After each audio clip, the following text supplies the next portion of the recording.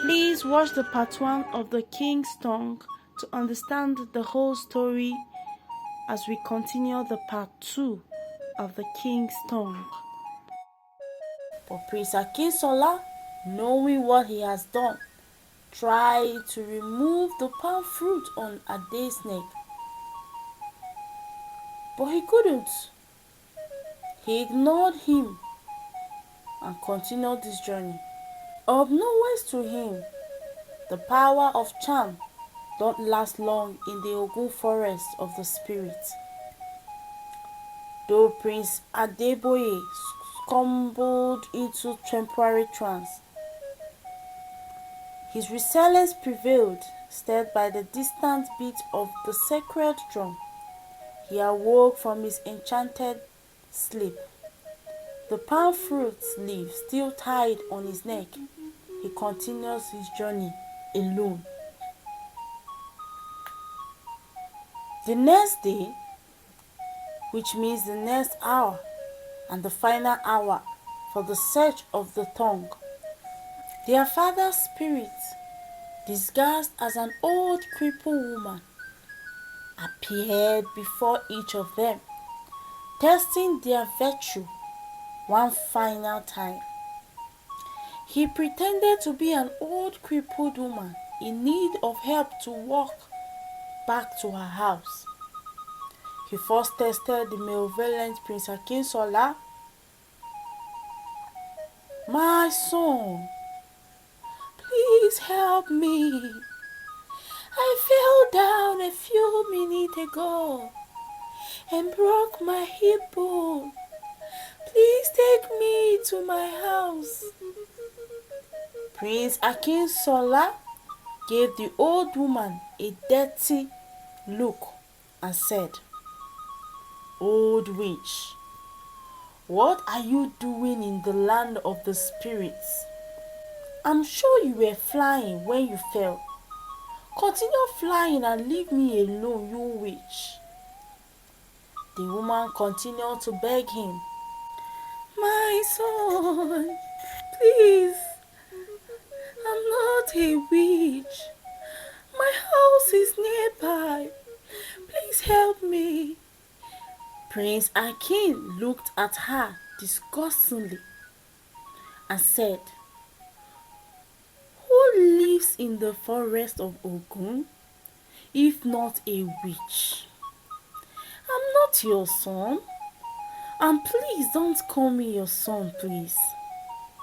He attempted to leave, but the old woman grabbed his leg and started pleading. Disgusted and blinded by his ambition, Prince Akinsola spurned the old woman's plea for assistance, kicked her off, failing the test of compassion. In stark contrast, the old crippled woman appeared to Prince Adeboye, pleading for help. "My son, help me. I fell down and broke my hip bone. My house is not far from here. Please help me walk to the house." Prince Ade replied humbly to the old woman, "Mama, what are you doing in this dangerous forest? How did you get here? How did you even survive living in the land of the spirits?" Prince Ade asked so many questions, looking so curious. But then the old woman said, "My son, I can't answer all your questions now. Please take me home, for I am in pain." Prince Adeboye, having a kind and empathic heart, extended a helping hand, aiding the woman on her journey home. Touched by his kindness, she bestowed upon him the king's stone, a symbol of his worthiness to rule. As the good prince claimed his rightful prize, a powerful wind engulfed them both, with flames licking at their heels, both shouting from their different locations. Prince Akinsola battled to stop the wind from carrying him, shouting at the top of his voice, "I have not gotten the tongue yet! Mommy, help! Somebody help! I don't know what is happening." He bruised himself due to the struggle.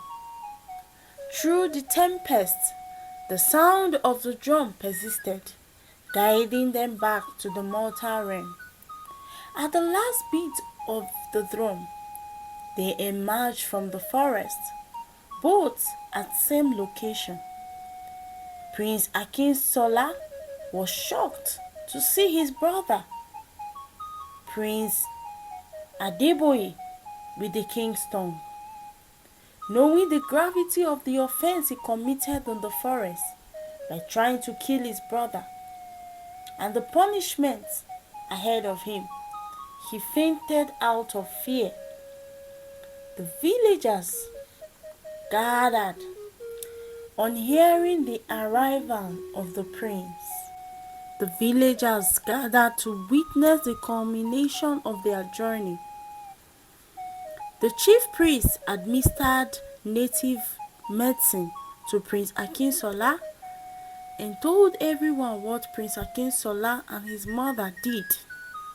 According to tradition, no one should ever attempt harming a royal blood.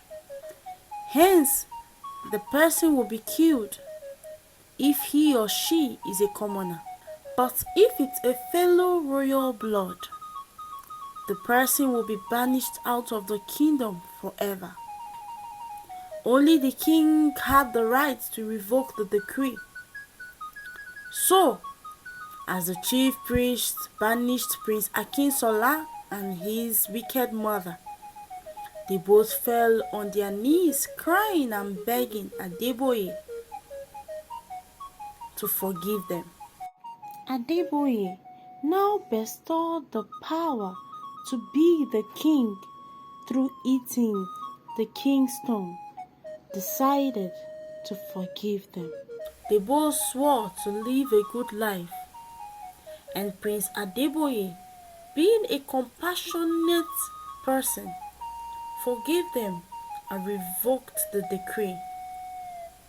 Amidst songs of triumph, the prince led his injured brother back to the palace. In a blaze of triumph, Prince Adeboye returned to the kingdom, hailed as the rightful heir to the throne. And so, amidst the chaos of sacred Rome, a new era dawned on the African Yoruba kingdom, guided by the benevolent reign of a virtuous king, Adeboye, and he ruled with wisdom and power.